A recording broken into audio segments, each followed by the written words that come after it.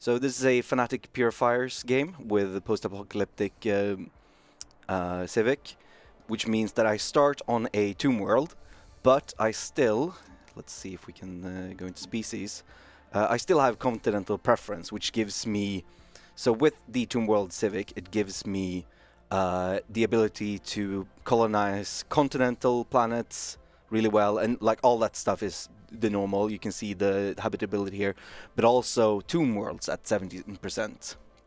Now, if we look here, we are 83 years into the game. I have finished 4 tradition trees, and I'm just about to finish my 5th. Now, some people may be like, how do you do this with just 82 plus unity? Which in a normal game this shouldn't be possible, but if we go over to Jamie's screen, we have a new slider called Tech/Tradition Costs, right in the middle, not at the top now. There we are. Yeah, and so this controls how much tech and traditions costs. And what I've done in this game is just, let's see, where are we? And just done, boop. There you go. So they cost a quarter, and that's how I did this. So as I said, this is a Fanatical Purifier game, or Fanatic Purifiers. We are in a war with the Orasian Xenophiles. Let's see. Yeah, so it's these guys. They used to be owning like all of this, I think. Used to be. Yeah, used to be. Coulda, and shoulda, we've woulda. seen war, I think, a little bit in the game so far, but we haven't shown off. So this is a let's see. Can I see the CB I used here? No. So this is a war where I started using the purification CB, which means there is only one way to win, and that is kill everyone. Because I have the cleansing war goal. There you go. And if I surrender, they take everything I have.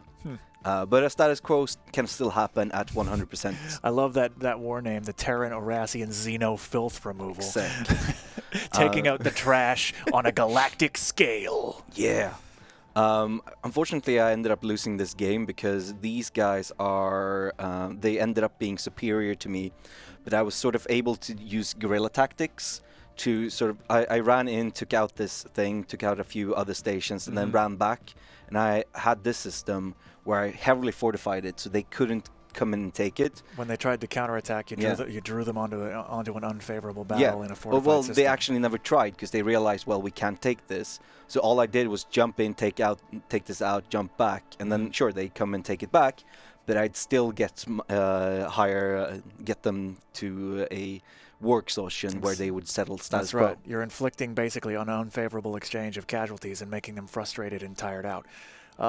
We're like, we don't in a galactic scale game, we don't model like individual manpower or anything in the same way that say EU4 does. But make no mistake, if you're fighting a 30-year war and potentially losing millions or even billions of casualties and taking terrible economic damage, that's going to reduce the willingness of most civilizations to continue this, and that's the objective of the war exhaustion system that we put in.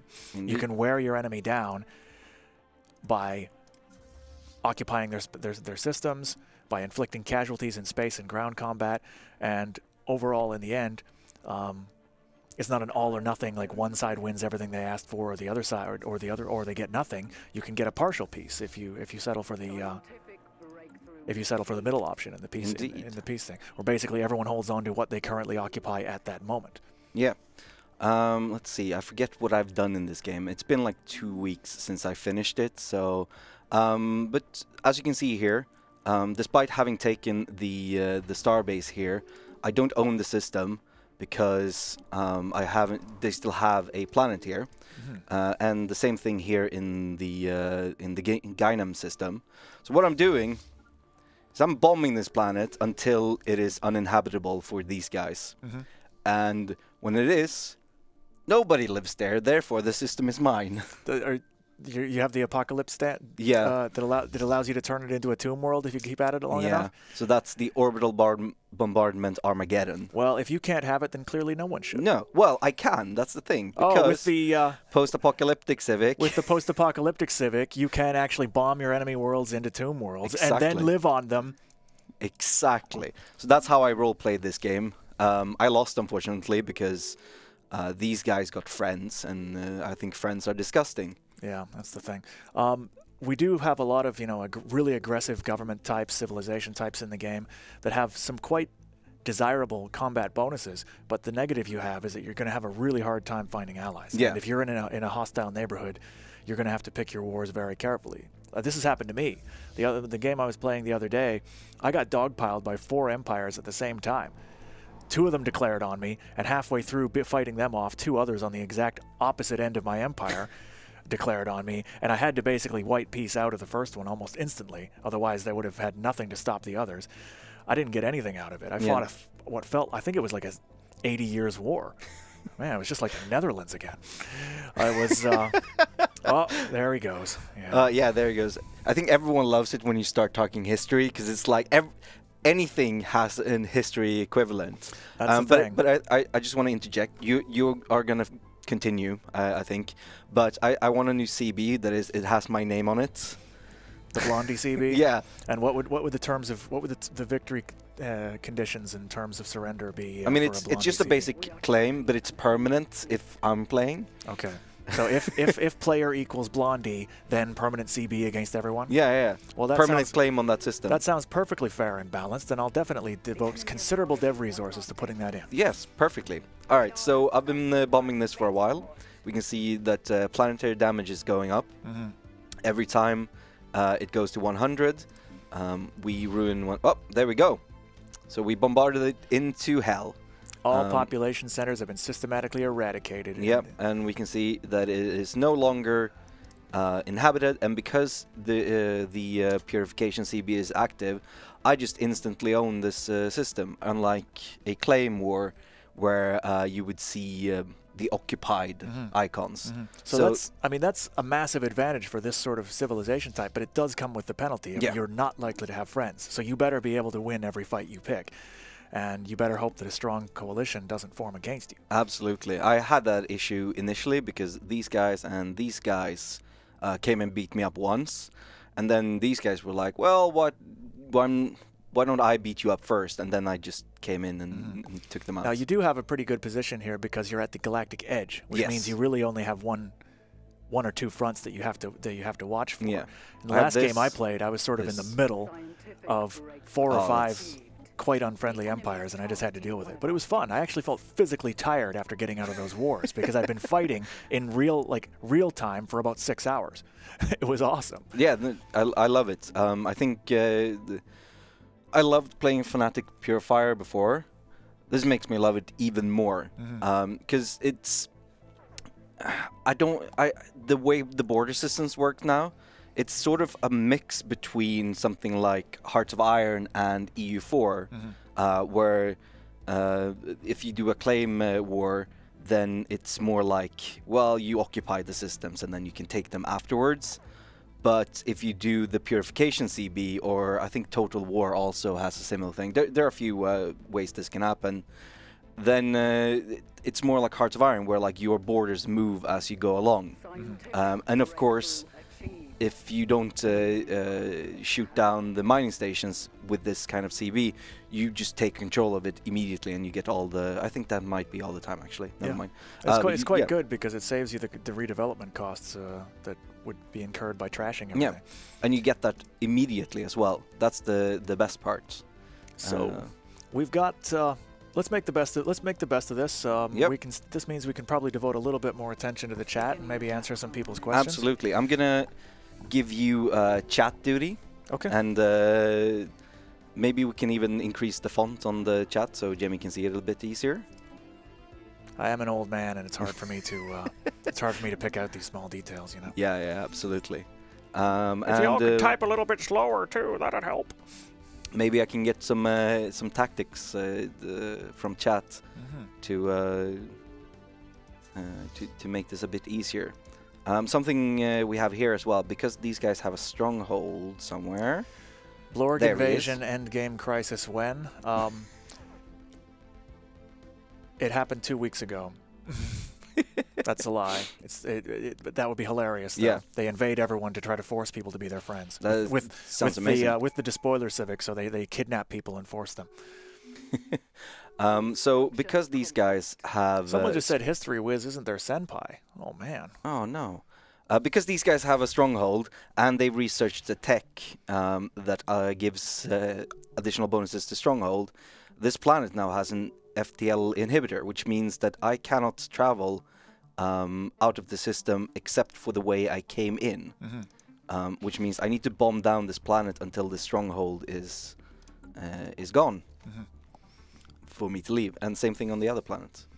Which is important because basically, if you are investing a ton of resources in fortifying a place, it's massively unsatisfying if an attacker can just choose not to engage it and bypass it. Yep. The idea of non-bypassable fortifications until they've been fought down is to mirror how they work in real life. You find a place where the enemy has to go, you plant a big castle in the middle of it. Oh yeah. And plant a big castle in the middle of it, and you force him to reduce it if he wants to have freedom of movement through that area. Absolutely. And yes, space is vast and mostly empty, but the only parts that are actually interesting to people is systems. The vast expanses in the middle, you don't bother to defend because there's nothing there. You defend resources, you defend defend settlements, and if you want to make them a really hard target, you have the tools to do that now. Absolutely. Let's see, how am I doing on bombing this planet? So this planet is about to die. Come on. I guess. Question about admirals. Yeah. Have we made them more affordable since you need more of them because of multiple fleets? I believe we have actually. Yeah. There you go. Oh, cool. This will be easier gave you a better. There we go. Took over. Well, took over might be a bit of a strong choice of words. But can you go to the recruit leader screen and check out the costs on admirals? Because I believe. Leaders and admirals. Yeah, we made them based on energy rather than influence, because we know that there's a lot more things that cost influence now. Just claiming systems does. And it makes more sense if you consider energy credits to be actual credits, then paying them with money would make sense. I like the idea of influence representing sort of political power and cultural will to take on difficult objectives, whereas credits being a more finite measure of just economic health and strength and things like that. Why can't I leave? Will the buildings stay on the planet after you bomb the population into extinction? Generally, they're destroyed. I believe the way it works is every time it reaches 100, it has a chance to kill a pop and or destroy a building, or is it? Or do they both fire at the same time? It might be both. I think it just targets a tile and a tile, and then out. Like makes that into a tile blocked. Question here about Armageddon bombardment. Can you damage or remove resources? Like 3 tile energy goes down to 1 or something. Interesting, but the problem is that would also make it a very unviable strategy for someone who wants to wipe something out and then colonize it themselves. Yeah. So as you can see here, we have the bombarded ground tile blocker here, but it still has 3 extra food on it. Yeah. But you do have to clear the tile blocker that appears with this sort of bombardment. So it's not like you can just move into this pristine, uninhabited world. It's going to be filled with the wreckage that you have to clear away. Yep. So there is a cost. How does one get so good at knowing history? History Whiz. Having a weird lifelong obsession with it, and I went to school and got my degree in 2005, and I never really found anything useful for it in my professional life until I moved here. Yeah. Now it's perfect. And now I just get to be myself, and it's awesome. Plans on making generals be able to act like governors, as in they can defend multiple worlds. Not at this time. Interesting thought. If we find that it's something we might consider, if we find that the number of leaders that you're allowed per your empire is just getting really restricted by our new systems, but we haven't thought about it specifically. Oh yeah, we got Voidborn. Of course, we should build.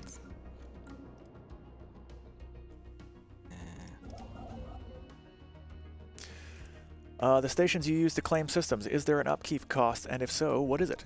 Blondie, can you click on one of the stations that orbit a star and yeah, let's see. The details. I don't think the details actually show upkeep, if there is any, but I'm pretty sure there is. But we can see here. Yeah, station upkeep 149. So, yeah, so I have 149, and I have. So I do believe it's a small amount of energy. It's a very small amount of energy. Let's see if I. The idea is, unlike things like. Wait, I can see it here. Frontier outposts that used to just be a constant tax on your influence and were just really annoying and generally unsatisfying to use. This is much more discreet, and you pay the cost up front, and then you don't have a constant tax that punishes you the more the game goes on. Yeah, so I have claimed 62 systems, and I have a a station upkeep of 149. And some of your stations are upgraded with defense platforms and stuff like that. So I assume although that might be I don't exactly know if it takes everything into station upkeep, or if it's just because we have a starbase upkeep, which is 8 systems right now, which is 28 credits a month. So that those might be separate. So what was it? 63, 62 minus 8. Yeah. What happens when you get declared war on and have not set up any claims? You can actually from the war screen you can there's a button to set claims. You can set claims at any time, including during a war. And that'll give you something to fight for. So if you're fighting defensively but you kick their asses, you could actually take some of their systems as punishment. It's not like some of our other PDS games where if you're attacked, the only outcome you can get is humiliating the attacker, but you can't win any territory from them. Okay. I am running out of energy. What did I write my thesis on, Jay Moore? Something about World War II. I don't know, operational art on the Eastern Front or something like that. I don't even remember. It's just a bachelor's degree. I'm not a doctor or anything. I mean, it's better than anything I have. I never went to tertiary education. Hey, it's I've learned in life that honestly, this practical experience doing stuff day to day counts for far more. Yeah. And just having a piece of paper with some stuff written on it helps open the door, but once you're through that door, you got to deliver, and that's the only thing that really matters. Absolutely. Let's make sure that this planet is a piece of crap. Someone's asking if we can show some of the new edicts. I think we can. Yeah, absolutely. I have quite a few on this game. So, Xenophobic Empires, which I am, have a new campaign which you can research. It costs energy, and it's a fear campaign, which gives you extra monthly unity and xenophobe ethics attraction, which is really good for So basically you just get those printing presses into overdrive, printing hate propaganda and horrible tabloid newspapers, talking about all these damn foreigners taking our jobs, and it just makes everything better, right? I think the mods in chat need to look out for a certain kind of joke here. And along with those also I researched education campaigns. Again, I've also researched a edicts cost reduction. So these are normally base cost of 1,000 credits, but I have minus 15%, which gives me a little bit of a break.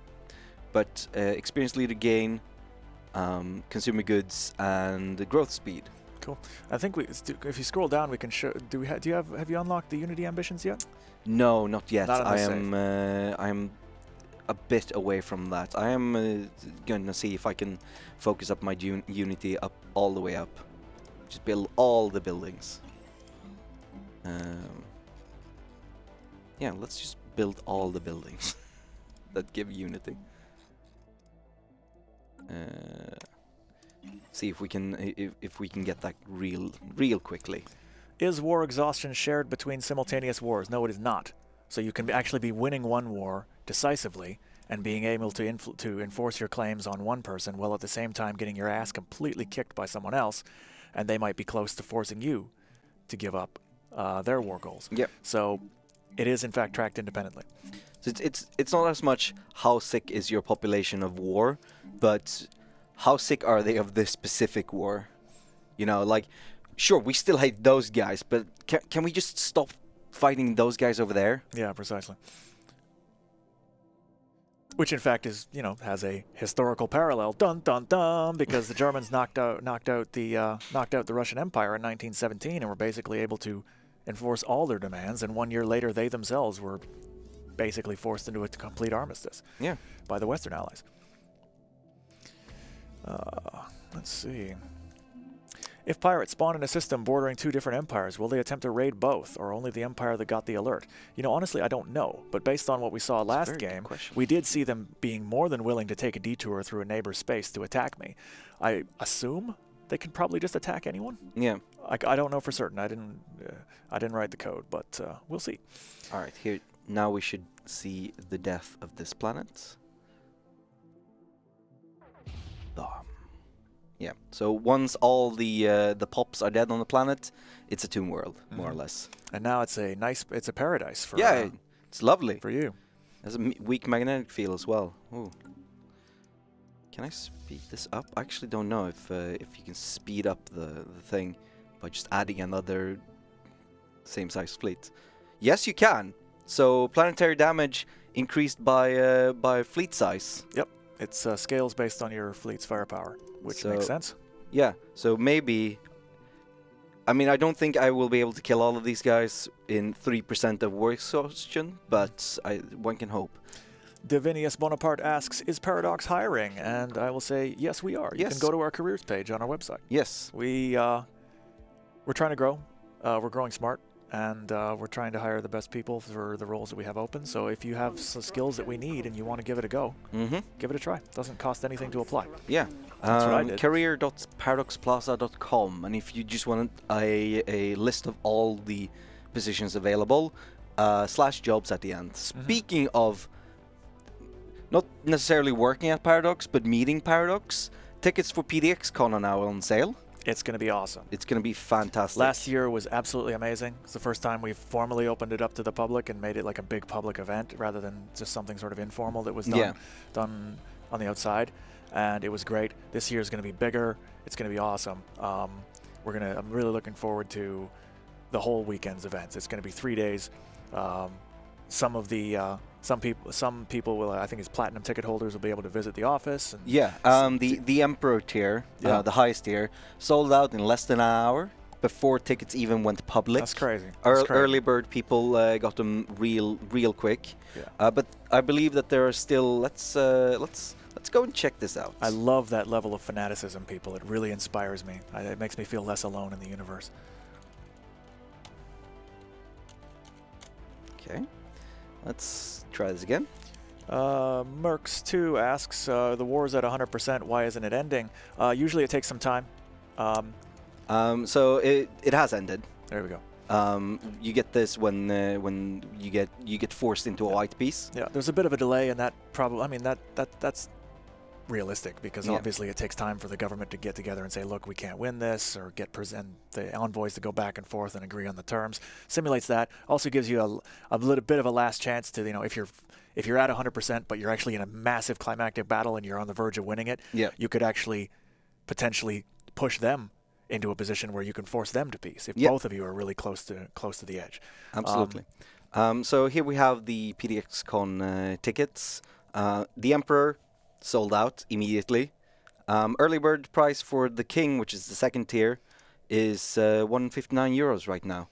And you get a bunch of cool stuff for it. Yeah, check it out. It's going to be cool. I was here for my first one last year, and it was just super fun. Same. You get a chance to meet all of us, speak to us face to face, and we're really happy to meet you. Yeah. Actually, last year's PDXCon was just after, well, like 2 months after me and Nurgle had started. I was brand new too. I just started in February, and I was just dumbfounded by the level of just awesome community that we had. And, did we start at the same time? I started in the beginning of February. Oh, I started at the end of February, so there we you're go. a little bit more senior than me, but all right, let's. System survey complete. J-More Senpai notices and accepts you for now. Oh my god. Oh god, I'm gonna get Aruz on my team is always making Fist of the North Star quotes, and it's rubbing off on me. I lived in Japan for 4 years, and my Japanese is getting really rusty because I don't have a chance to practice it. Let's orbit around this station because we're gonna fight. Is there any thought to ensuring the blocker removal texts show up for the ones you need to clear on your planets? Asks Hooven4. In general, yeah, they're weighted to show up. They're not guaranteed to show up immediately as soon as you have one of those blockers in your empire, but they are weighted to show up in the queue that selects the next texts that are presented to you. Yeah. Do we want both of these? Nah, let's get rid of the power gear. Let's see. I know there's waste, but still. Will there be Paradox events in the US? I think in the old days there used to be fan gatherings and yeah, stuff like that. there is every now and then. Yeah. I know Susie, who's currently the community manager for Stellaris, arranged one at PAX, I think, for like a Stellaris fan gathering. Yes, she did. These tend to be smaller, sort of like community and fan-run type things. Yep. Basically, because just logistically, it's really hard for us to get a meaningful amount of our people over there and run something in another country. But yeah, you never know. Watch for cons and stuff like that. Dr. Zoe asks, do you hire people from other countries? Yes. Hi. He's Canadian. Here I am. Yeah, the company is becoming more and more international every day. I mean, we've got Canadians, Australians, people from all over Europe. New sound designers from South America. We've got Brazilians in the company. It's really diverse. It's awesome. You hear so many different accents and languages at Friday Social Hour and stuff like that. It's really interesting. It's fantastic. Yeah, we have a guy from Argentina joining the marketing team very soon. I know who's. He's going to be a marketing producer. I was going to say he's going to have the same title as me, or he's going to do the same stuff as me, but nobody does the same stuff as me. No one does it like you, Blonde. I'm the streaming producer of Paradox. You're the Blonde? Yeah, not even Knorr anymore. Oh. So, new music tracks in this expansion, ask UK Ron? Yes, 3 new ones from Andreas Valdetoft, who has done almost all of the music in the game up to this point, and he's done a bloody brilliant job. Oh yeah, absolutely. It's so good, like it is crazy. Mm-hmm. Oh man, I'm loving all of these Aruz emotes in the chat. I'm glad that my oh, it's yeah, it's Zeke. I love you, Zeke. Oh. You're the best. Let's see. Have you planned anything like CCP do? Roundtables with the dev? Do you mean like panel discussions, perhaps? Sorry. Oh, it's just a question from the chat. Have you planned anything like CCP do? Roundtables with the devs? If you mean by that panel discussions, it's being talked about. I don't know the final details for PDXCon, but the idea of having more members from the dev team, not necessarily all of them talking, but we'd have a main presenter, but potentially a couple of others up on stage just available to answer questions from a different perspective. That's being talked about. Absolutely. I think we're going to have some, because last year we had the modding roundtable where we had Marina and I forget who was on it other than Marina.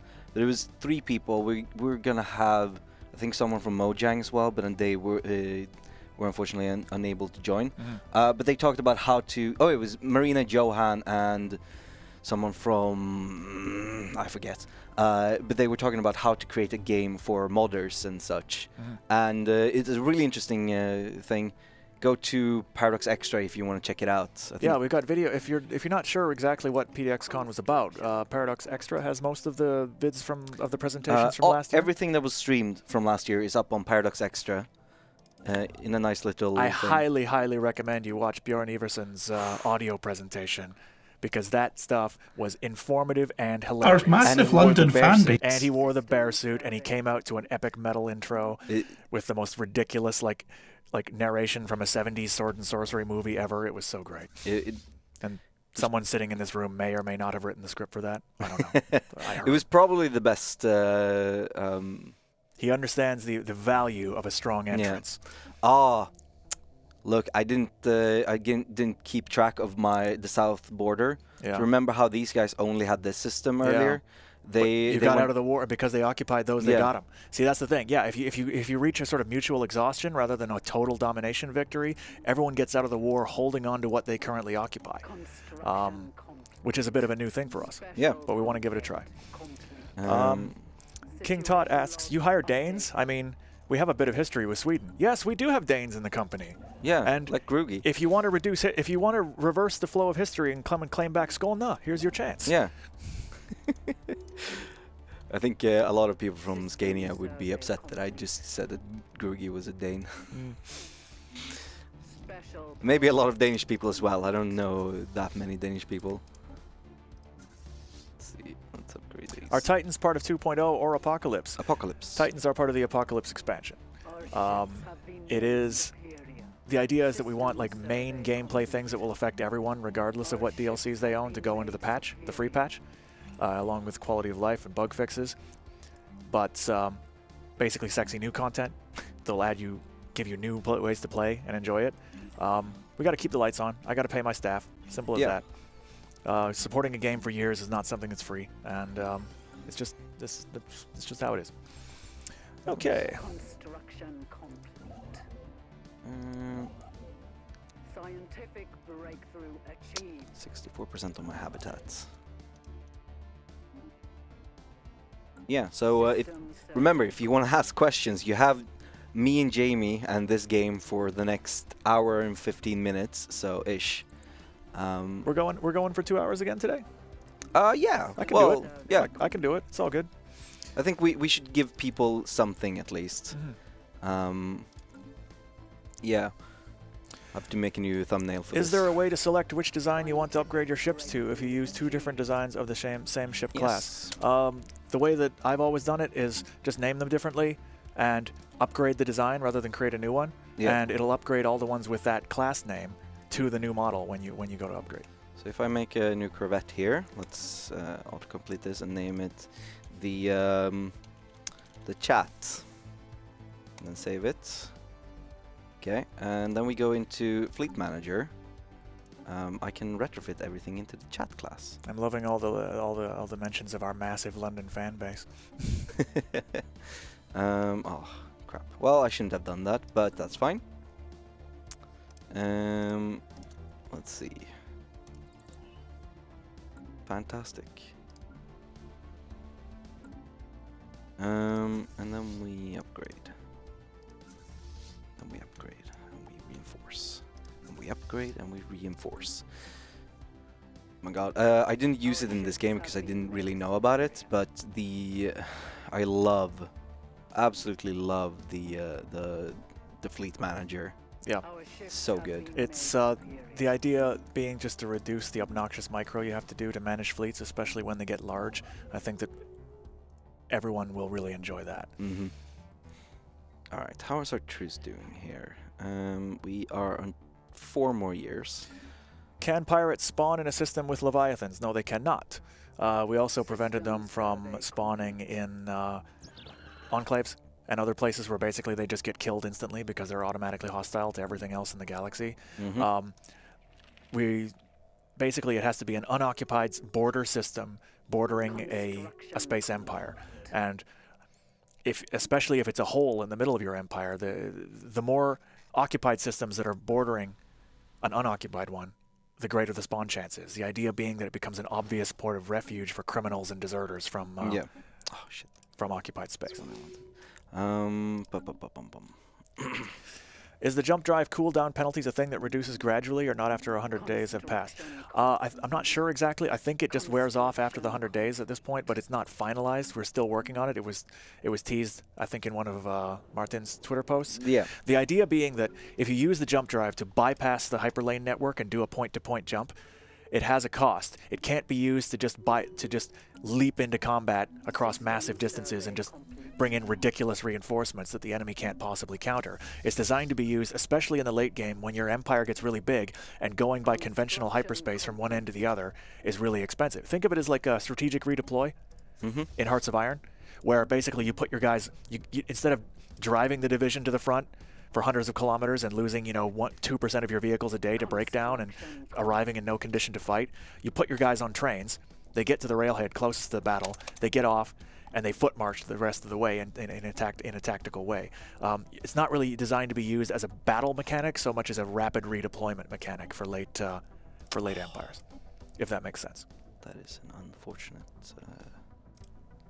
habitat size. Well, let's see. Are people saying, is the Fleet Manager available for Federation fleets? That's a good question. I don't know. Because I generally rarely play... I play baddies who don't form federations. Yes. Hoorah. Something I've done in this game as well that I haven't done in the Dwarf game yet is that pretty much all my stations that are in... Well, apparently I haven't done this in this. But pretty much everywhere where I have colonized, I've also put a... it's because it's a shipyard. I've also put... Let's go... Wait, where are my colonies, actually? That's the question of the ages. Yeah, okay. I think Alpha Centauri. Queen Victoria's... I did this after the save then. So what I did do afterwards was that I put a starbase in every system, and then I put trading hubs on each of all of them, and just maxed it out, and then did off-world trading company, so you get extra income, and then. And this is everything. This is that station customization thing we talked. When stations move away from your borders and they lose their military function, you can convert them to more civilian economic purposes. Yeah, and then on everything else, I just did like border things and like did gun battery, missile battery, and as you can and did like defense platforms and such. We are maybe, I think I got another 100 years out of this game. Before I managed to, well, get eaten by these guys. And when I had lost half my thing, I was like, screw it, surrender. Forgot to look at what surrendering did, and was like, well, game over. Yeah. I'm gonna go play something else now that isn't as hard to play. And so that's why I went with Barbaric the Spoilers. Any plans on adding a Fallen Empire focused on protecting the warp gates? That's interesting. It's very interesting. I don't think we thought about it, but it's lore-wise, it would be very cool. Like maybe there's sort of the fallen descendants of the original empire that built them, and they don't want any filthy Xenos using them. Can I give a big props to whoever said that? Because that is a perfect comment where it's like, that is a really interesting idea. It's super specific. Post it on the forums and we'll take a look at it, because that is a really interesting idea. This is the sort of feedback we really love. It's always very hard for me to answer when you say any plans of doing X. It's very, very difficult for me to answer, both because I'm under NDA for future releases, and also I don't want to guarantee something until it's in my hand. No. It's just my personality. I don't want to offer something until I have it ready to actually give. And so I try.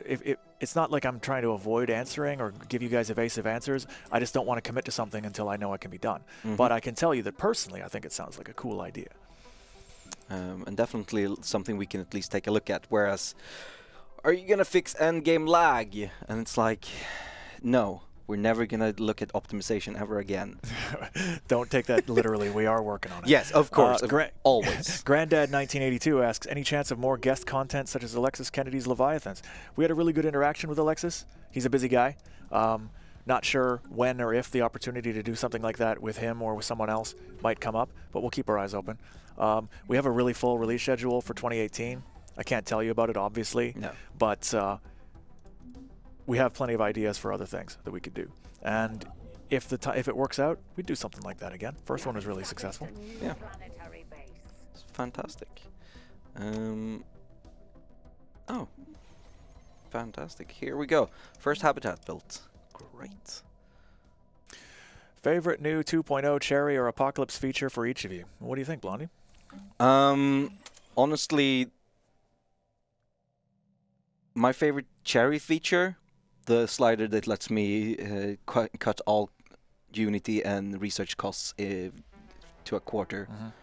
Like, I think I get to the end game a lot quicker, which or like in terms of tech, which means I can actually get there without being destroyed before I get there. Yeah. So that I really, really love that.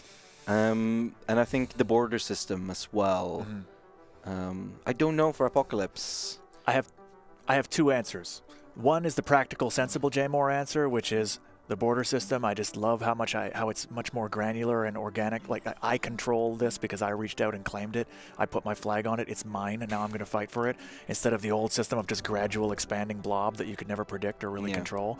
I like the new borders a lot, and also Evil Jaymore prefers the notion of blowing up my enemy's homeworld and then mining the ruined ring of abandoned cars floating around where they used to be forever.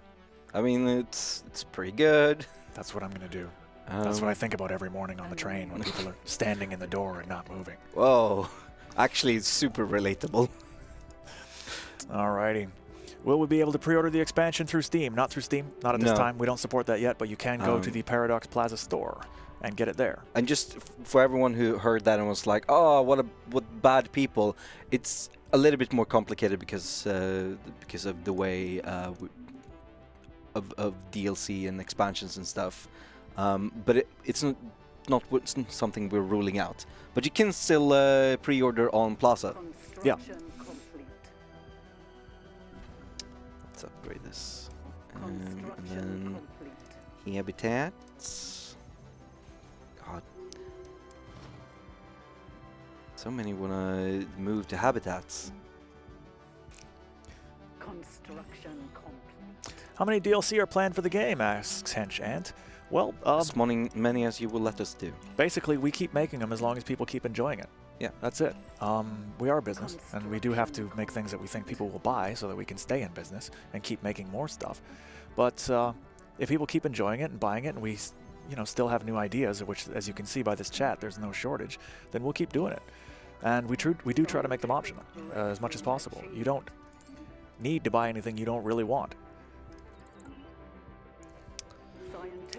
Do pirates grow stronger over time if left unchecked? I don't think individual fleets that have spawned don't grow in strength. But there's more. But they will if you don't do anything about them. They will. I believe that the pirate systems will continue to spawn new fleets until you destroy them. So you got to go in and destroy the pirate base. And if you let your borders become this wild, unpoliced area, just like in real life, it'll basically be an economic dead zone because they'll just go in and wreck your systems constantly. Yeah. So the objective is to force you to actually police what you control, to physically guard it instead of just planting a flag and walking away. Yes. Can pirates turn into civs? No. Not at this time. It would be cool, but not now. Disclaimer, another one of those just an idea, no guarantees. I would love if we expanded upon the Marauder thing and made it into a playable empire type. Yeah. It would take a lot of work. Make no mistake, they'd have to have their own a whole new system of getting resources and economy that wouldn't duplicate almost anything from the main game. It would be a big task, but just personally, I think that would be cool. It would be very, very cool. Yeah, have your Eldar craft worlds floating around in space, just doing their thing. I think a lot of people would like something like a nomadic empire that just like has ships that they live on and stuff. To balance it and to make it work would be a massive task. So please, disclaimer, do not take this as we're going to do it. This is just Jamie the person playing, not Jaymore the PL. We're spitballing ideas. Yeah. That's all we're doing. And I can tell you there's a billion ideas being spitballed every day. All the time. And so yeah, we're not in danger of running out. It's just a question of which are we going to do first and which can we afford in terms of the assets I have available on the team. Yeah. And which are technically possible with the game.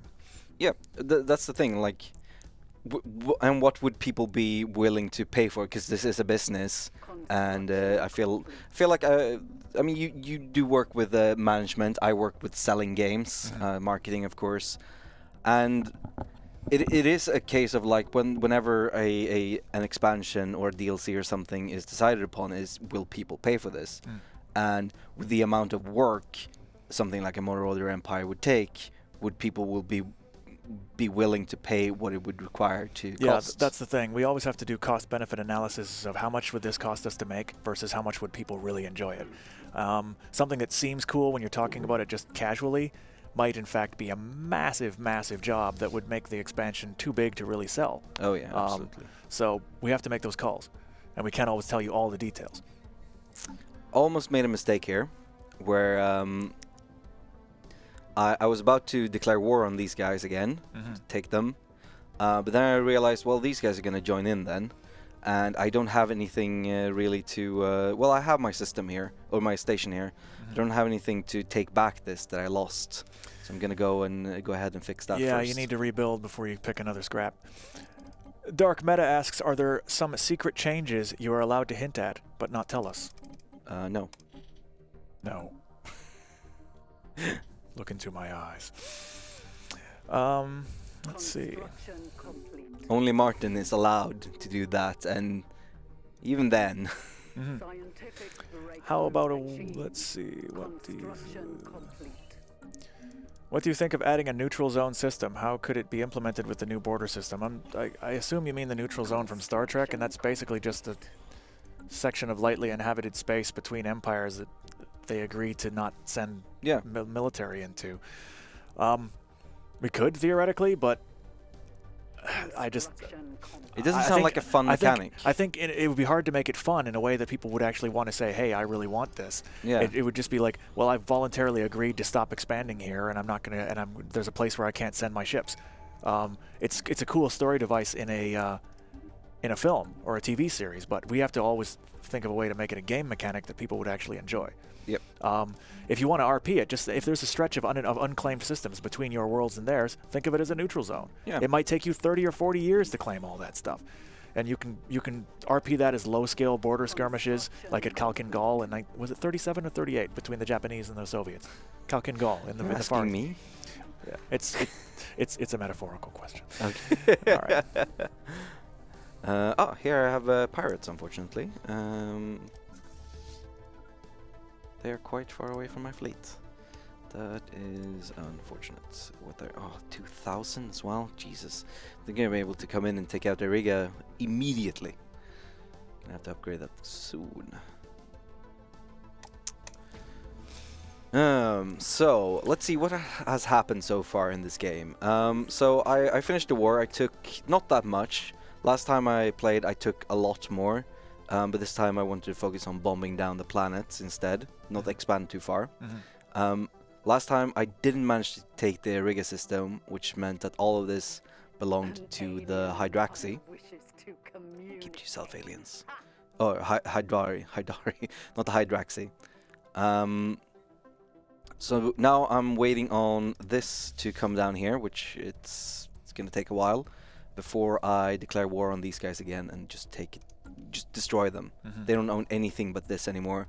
It's 2 planets. Basically, if you're in a situation like that, my advice is to try to find the one who's diplomatically isolated and you can knock off individually. Yeah. You can't count on your rivals not taking the opportunity to jump in and strike you while you're committed. I don't think you have the... Oh, you do have the influence. Yeah, you can elect. Yeah. But yeah, in a situation like that, if you have a choice between picking a fight with a big neighbor or a small, weak, isolated one, knock off the weak ones first. Yeah, let's see. I'm running dictatorial because I felt like that's the way. Crap, I forgot to pause. Well, I guess he was... Well, the election decided by lack of pausing. I wonder if there's a real-world political metaphor in that. Yeah. People didn't stop to think about it. I failed to filibuster enough. There we go. See, this is what amazes me about Swedes. You know words like filibuster, and I can barely order lunch. Unreal. As a Westerner, as a North American, I got to tell you, coming to this society where you know, just a generally high level of education, high level of creativity and intelligence, it's so awesome. Yeah. I really feel at home here. It's been a great move for me. I'm also gonna take care not to start the machine revolution in my empire. Probably not ideal considering your other plans. Yeah, it's that's what screwed me last time, because as soon as it happened, and I managed to beat them back. It wasn't that hard, but I lost a lot of things because they took over Sol, not Sol, but I'd built up Sirius to the top level starbase, and so I lost massive amounts of my fleet trying to take all of that back. And then when I was low, these guys were like, "Nah, you're ours now," and then I lost. There we go. CM637 asks, "Can pirates turn into civs?" Pirates, no, but marauders the new mid-game crisis that we're adding can in fact transition to a normal empire. Yeah. I believe what needs to happen is the Great Khan needs to die or something, and yeah, there's a whole series of events connected to them, and it's not all linear. It should be different from game to game. So I think the first, the first machine uprising has happened here. So we're gonna take care to not let that happen. If I start a sector as well, I'm gonna make sure that I don't let them build robots.